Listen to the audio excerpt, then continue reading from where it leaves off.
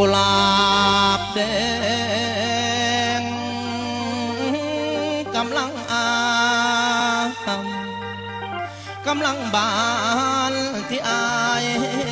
สองมอบให้แม่ชมย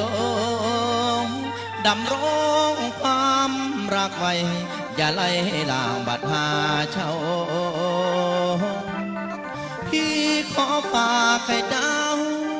พี่ขอฝากให้เจ้าต่างเมื่อบัดย้ำไก่เปิดอะไรให้นั่งหวนส่งเคินอย่ารอสา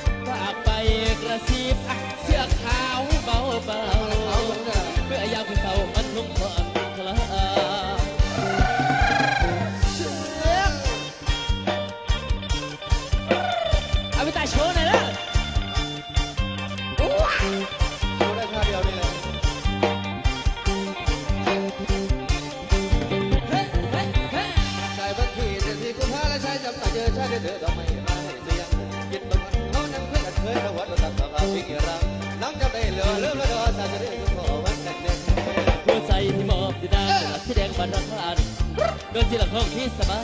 เดินที่หลังห้องพี่สบายเป็นกระต่ายไม้สันเกยอมมาได้สิล้นมาได้สิคนจบกับคนสากระต่ายยังปรารถนา